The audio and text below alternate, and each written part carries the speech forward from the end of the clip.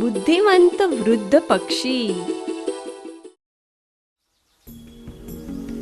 એક સમયની વાત છે. એક જંગલમાં આંબલીના વિશાળ વૃક્ષ પર હંસોનું એક ટોળું રહેતું હતું. આંબલીના સતત પુરવઠાના કારણે હંસોએ એ વૃક્ષને પોતાનું ઘર બનાવ્યું હતું.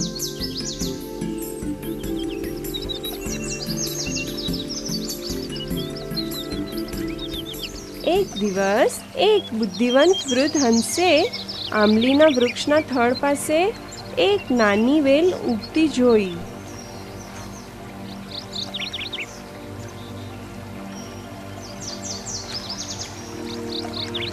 આપણે આ વેલને ઉખેડી દઈએ, વૃદ્ધ હંસે બીજા હંસોને કહ્યું. નહીંતર ક્યારેક એ એટલી મોટી થઈ જશે કે આપણે એને ઉખેડી નહીં શકીએ અને તેનો આપણને પશ્ચાતાપ થશે.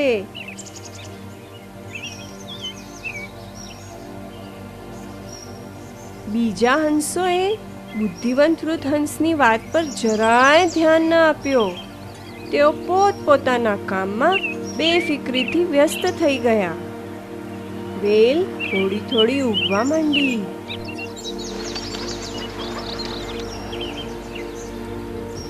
એક દિવસ એ વેલ એટલી મોટી અને મજબૂત થઈ ગઈ હતી કે તેની પર કોઈ મનુષ્ય સહજ રીતે ચડી શકે.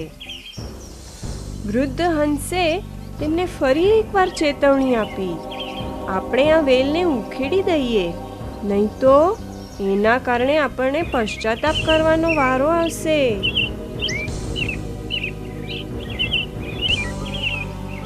બીજા હંસોએ હજી પણ એમની વાત કાને ન ધરી. એક દિવસ જ્યારે તેઓ બહાર ગયા હતા ત્યારે જંગલમાં એક શિકારી આવ્યો.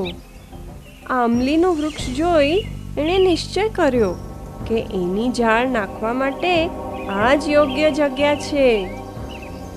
આવતીકાલે ફરી ત્યાં આવવાનો નિશ્ચય કરી એ ત્યાંથી ચાલ્યો ગયો. અને શિકારી બીજા દિવસે એ વેલની મદદથી આંબલીના વૃક્ષ પર ચડી ગયો. એણે વૃક્ષ પર પોતાની ઝાડ ગોઠવી અને ચાલ્યો ગયો. પક્ષીઓ વૃક્ષ પર પાછા આવ્યા ત્યારે તેમને ઝાડની ખબર ન પડતા તેઓ સીધા અંદર ઉડ્યા. તરત જ તેઓ એની નીચે સપડાઈ ગયા. પક્ષીઓ જોરથી ચીં ચીં કરવા લાગ્યા. તેઓ ગભરાઈને પોતાના પંખ ફફડાવવા લાગ્યા. માત્ર એ બુદ્ધિવંત વૃદ્ધ હંસ ચૂપચાપ અને શાંત બેઠો રહ્યો. તમે આટલા શાંત કેવી રીતે બેસી શકો છો? એક હંસે પૂછ્યું. મેં તમને કેટલી વાર ચેતવણી આપી કે વેલથી છુટકારો ન મેળવતા આપણને પસ્તાવવાનો વારો આવશે, પણ કોઈએ મારી વાત સાંભળી નહીં, વૃદ્ધ હંસે કહ્યું. બીજા હંસોએ તેને મદદ કરવા ખૂબ આજીજી કરી એટલે તેણે કહ્યું, શિકારી આવે એટલે તમે જરા પણ હલનચલન કર્યા વગર ચૂપચાપ પડ્યા રહેજો. તમને મરેલા સમજી તે એક પછી એક બધાને નીચે ફેંકશે. બધા હંસ નીચે પડી ગયા પછી અને શિકારી નીચે ઉતરે એ પહેલા આપણે બધા એક સાથે ઉડી જશું. શિકારી આવ્યો ત્યારે પક્ષી મરી ગયાનો ઢોંગ કરી જરા પણ હલનચલન વગર એમને એમ પડ્યા રહ્યા. શિકારી ઉપર ચડ્યો અને બધાને એક પછી એક નીચે ફેંકતો ગયો. છેલ્લો પક્ષી જમીન પર પડતાની સાથે જ બધાએ સાથે ઉડાન ભરી.